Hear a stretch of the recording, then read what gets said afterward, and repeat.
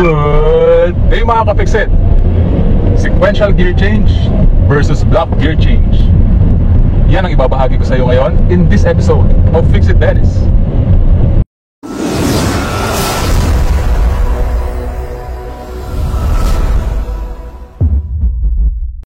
So ang sequential gear change mga ka-Fixit, sa mga hindi pa nakakaalam, sequential means following in logical order or sequence. Ibig sabihin, meron tamang pattern sa pagpapalit ng gear.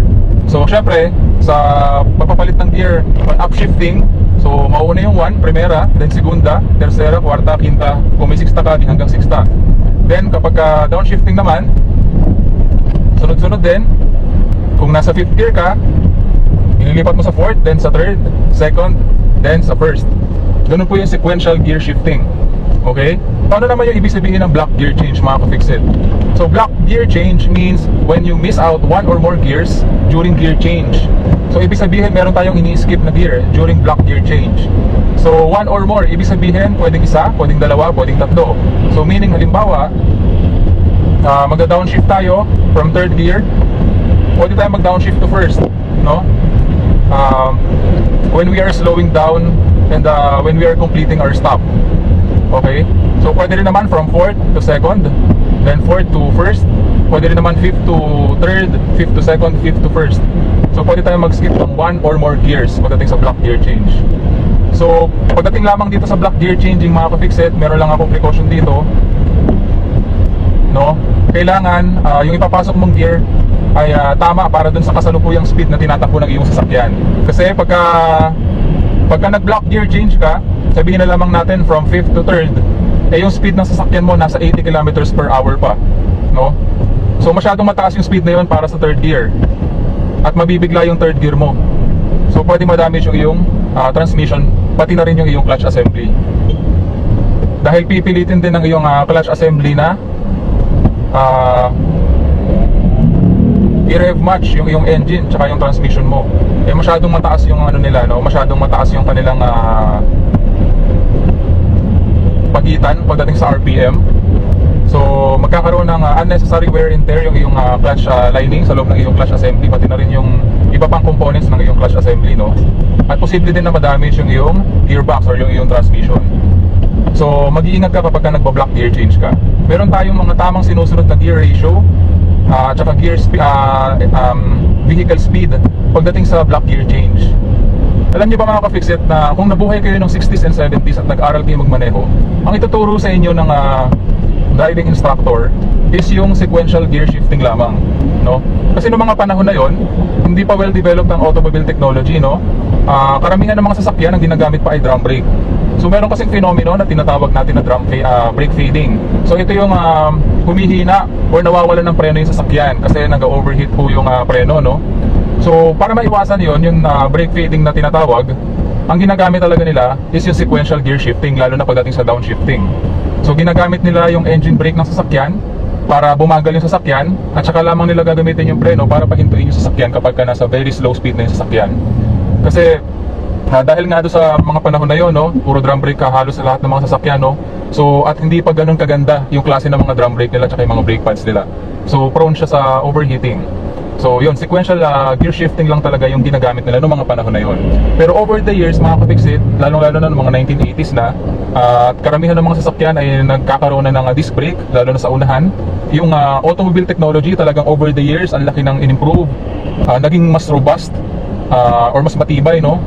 Yung mga transmission, tsaka yung mga clutch assembly and engine ng mga sasakyan over the years.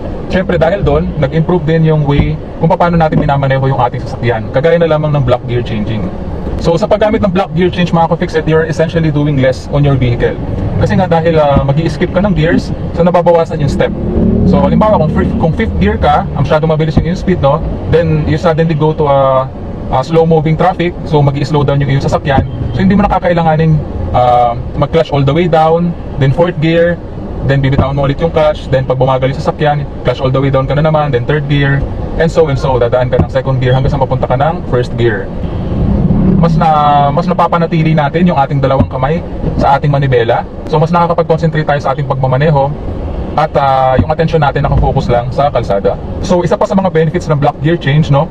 Although yung block gear change contributes sa wear and tear ng ating brake pads, no? It reduces wear and tear naman sa mga more expensive components ng ating sasakyan, like sa ating clutch assembly and sa ating gearbox or sa ating transmission. Kasi sa block gear change, mga ka-fix-it, we do not have to shift through the gears, lalo na sa downshifting when we're going slow. So ibig sabihin, hindi natin masyadong gagamitin yung ating clutch and yung ating gearbox kapag nagpapa-slow down tayo ng ating sasakyan. So ang gagamitin natin ay yung ating brake pads to slow down and to, syempre, essentially stop the vehicle. So ibig sabihin nun, mga ka-fix-it, more wear on the brake pads and less wear on the clutch assembly and the transmission. So di hamak naman po na mas murang palitan yung ating brake pads kumpara po sa ating clutch assembly and the ating transmission. So mga ka-fix-it, wala naman pong problema sa sequential gear shifting or sequential gear change, no? As long as you do it properly. So dapat sa sequential gear change, nag-shift tayo sa tamang speed, no, ng ating sasakyan. Nag-shift tayo sa tamang speed na tinatakbo ng ating sasakyan. So kung upshift, dapat nasa tamang speed. Lalong-lalo na kapag downshifting, dapat kapag ipapasok natin yung particular gear sa sequential gear shifting, nasa tamang speed din yung ating sasakyan bago natin ipasok yung speed, bago natin ipasok yung gear. Nagkakaroon lamang ng problema yung sequential gear shifting kapag mali po yung gear na ipapasok natin sa kasalukuyang speed na tinatakbo ng ating sasakyan.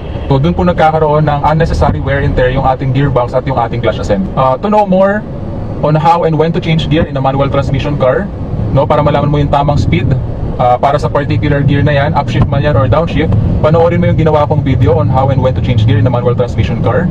Ilalagay ko yung link ng video na yun sa upper right portion ng video na to at sa link below para mapanood mo. Tandaan mo lamang yung tamang speed na tinatakbo ng iyong sasakyan, no, para sa particular gear, no, na ipapasok mo. So dapat match yan. Kung hindi man match, meron lang silang kaunting difference pagdating sa RPM. So yung engine speed, kaunti lamang yung difference sa vehicle speed. Wala namang magiging problema yan dahil i-rev match naman yan ng ating clutch, as long as hindi masyadong malaki yung diferensya ng dalawa. Okay? Pero kung masyadong mabilis yung speed ng iyong sasakyan at ipapasok mo siya dun sa particular gear na hindi niya kayang i-handle yung speed na yon, dun tayo magkakaproblema. Okay? Para mas ma-demo ko ng maigi sa'yo yung sequential gear change and block gear change, i-demo ko yan sa'yo, ka-fix-it. So ayan, nasa segunda ako, mga ka-fix-it, at 2,500 RPM. So isi-shift ko siya sa third gear. So isi-shift ko siya sa third gear. So sequential gear shifting tayo, ha, ibig sabihin sunod-sunod, in order or in sequence. Ayan, nasa third gear tayo, mga ka-fix-it. So pag medyo bumagal yung mga takbo ng mga sasakyan, so ang gagawin ko, magsa-second gear ako. Ayan. Pero dahil bumibilis ulit, magta-third gear ulit ako. At dahil we are coming into an intersection or a footbridge, babagal yan. So magbabagal tayo at tayo ay magkakamyo to second gear.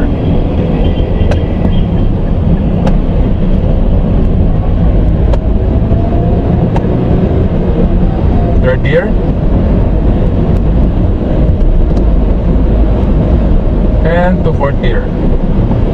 So kung mapapansin ninyo, ka-fix-it, nag-shift ako during 2,000 and 2,500 RPM lamang. So third gear. And medyo bumagal pa, so second gear. Yeah, so dinadaanan natin lahat ng dinadaanan natin yung mga gears in a sequence or in order, mga ka-fix-it. So yan yung sequential gear shifting.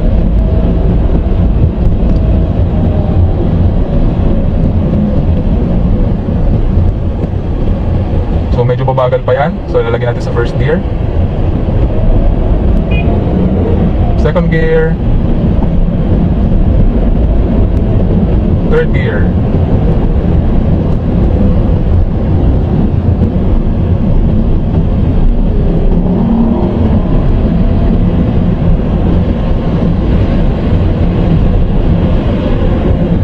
and to fourth gear.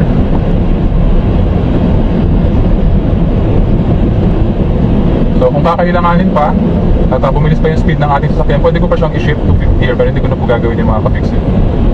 So sequential gear shifting, third gear, babagal yung sasakyan.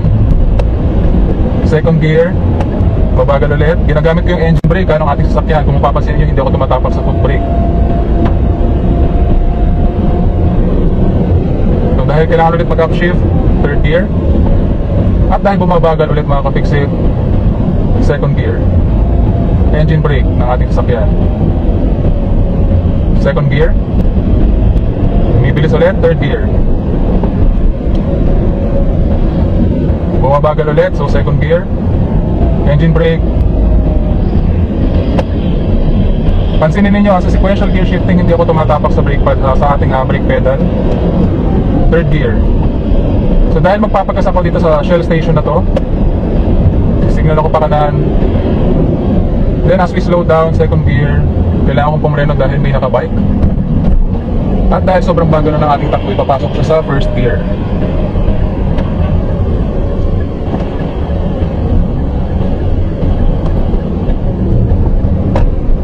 And as we come to a complete stop mga ka-fixit, dahil sobrang bagal na ng takbo, clutch all the way down, then brakes, brake pedal, put it in neutral, clutch release, then handbrake. Pwede na natin bitawan yung ating foot brake. So ganyan po yung sequential gear shifting. A little longer than a few minutes later. Okay mga ka-fixit, so ngayon naman, tapos na ako magpagas mga ka-fixit, gawin naman natin yung block gear change mga ka-fixit.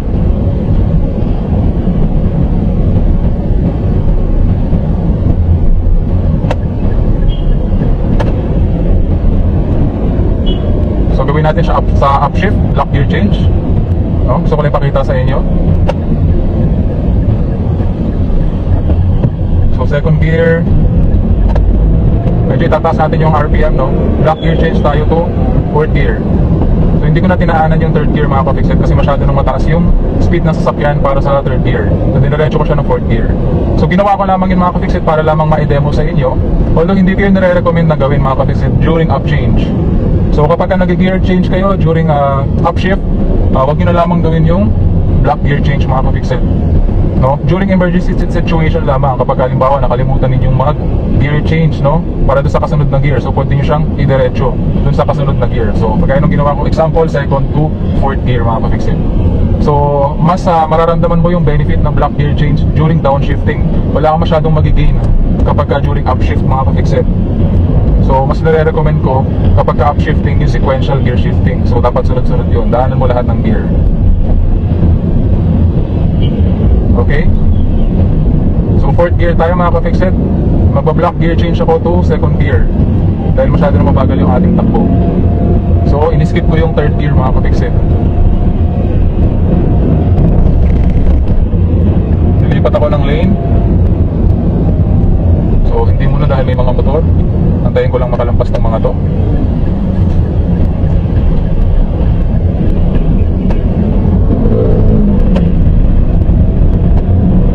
Third gear. Then fourth gear.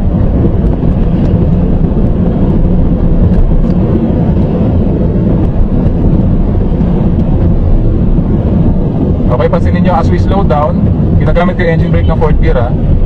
So as we come to a slow moving traffic mga ka-fixit, ang gagawin ko, gapreno ako. Then pag nag-slow down na yung vehicle, ayan, around 20 kilometers per hour, mag-shift ako to second gear. Okay? So from fourth gear, nag-block gear change ako to second gear. Kung mapapansin niyo, hindi na ako tumaan ng third gear, so na-skip na natin yung third gear at nabawasan yung ginawa natin na steps sa pagda-downshift ng ating sasakyan. So kung maaalala ninyo kanina nung ginagawa ko yung sequential gear shifting during downshifting, so dinadaanan talaga natin lahat ng gears. So mas marami akong steps na ginagawa sa aking sasakyan. Pero during the downshifting, sa block gear change, so kumunti yung steps na yun at mas nakapag-concentrate ako sa paghawak sa ating manubela at sa kalsada. Okay mga ka-fixit, so sequential gear change man or block gear change ang iyong gagamitin sa pagmamaneho. Be a responsible driver and drive safe. At kagaya ng palagi kong sinasabi, palaging tatandaan na walang sino man ang pinanganak na magaling. Kailangan natin ng sapat na panahon at pagsasanay upang maging magaling tayo sa anumang bagay.